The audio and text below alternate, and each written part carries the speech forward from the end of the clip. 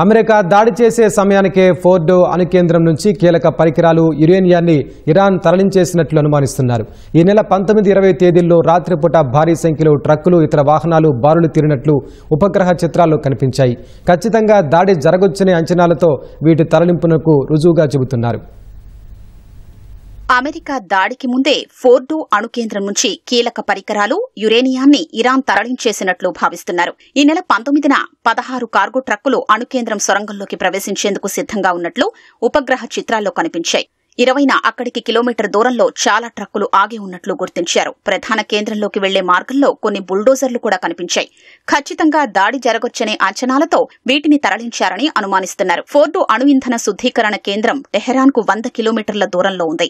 అక్కడ యురేనియాన్ని శుద్ది చేస్తారు. ఇది నతాంజ్ కేంద్రమంత పెద్దది కాదు. ఒక పర్వతం కింద దీన్ని నిర్మించారు. వాస్తవానికి ఇది ఇరాన్లోని క్షిపణి కేంద్రంలో భాగం. ఈ ప్రాంతానికి అనేక విమాన విధ్వంసక బ్యాటరీలు రక్షణ కల్పిస్తున్నాయి. వైమానిక దాడుల్ని తట్టుకుని నిలిచేలా 2007లో దీని నిర్మాణం మొదలైంది. ఈ కేంద్రం ఉన్నట్లు అమెరికా దాని మిత్రదేశాలకు 2009 వరకు సమాచారం లేదు. ఇక్కడ 3000 వరకు IR-1 శ్రేణి సెంట్రిఫ్యూజ్లు ఉన్నాయి.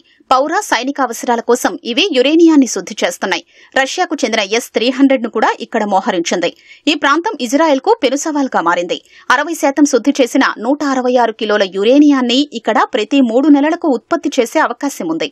నతాంజ్ అణుశుద్దీకరణ కేంద్రం ఇరాన్ రాజధాని టెహరాన్కు ఆగ్నేయంగా 220 కిలోమీటర్ల దూరంలో ఉంది. వైమానిక దాడుల నుంచి తప్పించుకునేందుకు ఈ కేంద్రాన్ని భూగర్భంలో నిర్మించారు. వేగంగా యురేనియం శుద్ది చేసే 50,000 వరకు అణు సెంట్రిఫ్యూజ్ యంత్రాలు ఇక్కడ ఉన్నట్లు అంచనా. యురేనియాన్ని 60% శుద్ది చేస్తుంది. బాంబులకు కావలసిన స్థాయికి ఇది చాలా దగ్గరగా ఉంటుంది. కోహే కొలాంగ్ గాజ్లా పర్వతాన్ని తొలిచి దాని అడుగున ఈ కేంద్రాన్ని విస్తరించే పనులు జరుగుతున్నాయి. ఇజ్రాయెల్ పలుమార్లు చేసిన దాడులతో ఇక్కడి ఉపరితల కేంద్రం ధ్వంసమైన భూగర్భ కేంద్రం సురక్షితంగానే ఉన్నట్లు భావిస్తున్నారు. ఇస్ఫహాన్ అణు సాంకేతిక కేంద్రాన్ని చైనా సాయంతో 1984లో ప్రారంభించారు. ఇది టెహరాన్కు 350 కిలోమీటర్ల దూరంలో ఉంది.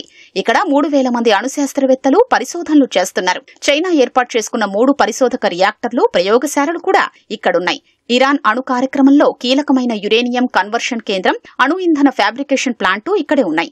యురేనియం కన్వర్షన్ కేంద్రం భవనాలపై ఇజ్రాయెల్ ఇప్పటికే వైమానిక దాడులు చేసింది.